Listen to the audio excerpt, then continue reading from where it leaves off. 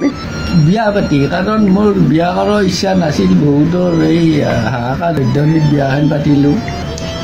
বিয়া পাতি দেখা গ'ল যে মোৰ বছৰত 12 মোনকৈ চাউল লছ ধান খেতিৰ ধান মই 12 মোনকৈ লছ সেই বেচিছিলোঁ আগতে বিক্ৰী কৰিছিলোঁ এতিয়া সেইখিনি নাই একজনৰ 12 মোন নে একজনৰ 12 মোন ধানৰ চাউল লাগে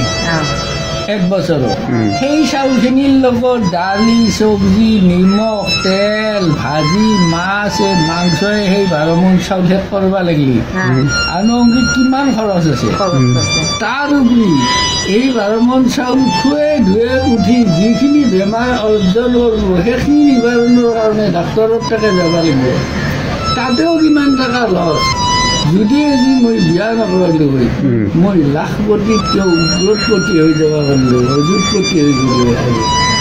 আজি দুৰ্বল হৈ গ'লোঁ টকা পইচা দি যেনেকৈ দুৰ্বল হৈ গ'লোঁ চাই মুঠতে মাক 12 মোন 12 মোন 24 মোন মোৰ চাউল শেষ 24 মোন ধানৰ চাউল সেই হিচাপে আৰু তাতে আনুষংগিক দালি আলু নিমখ পিঁয়াজ কি লাগে সপ্তাহে সপ্তাহে তাতে মাছো আৰু ভাগ্য ভাল লিপষ্টিক ফেচিয়েল এইবোৰ নাই লিপষ্টিক ফেচিয়েল এইটোত বাৰু নাই বাকী এই মাখা খাই যি মাখা বেমাৰ আজিছি মই পইচা খৰচ হৈছোঁ সেই মাখা খাই আজা বেমাৰ অহা নিবাৰণৰ কাৰণে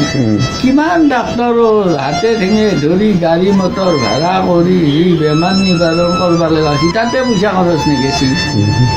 সৰ্বমুঠ মই মানে একদম সৰ্বশ্ৰান্ত হৈ গৈছোঁ জুৰুলা হৈ গৈছোঁ বিয়া কৰে গতিকে আজিকালি ল'ৰাবিলাকক মই এটাই ক'ম বিয়া নকৰে ভাল সুখে শান্তিত থাকিব লাগিব বিয়া কৰে সুখী হ'ব নোৱাৰে মানে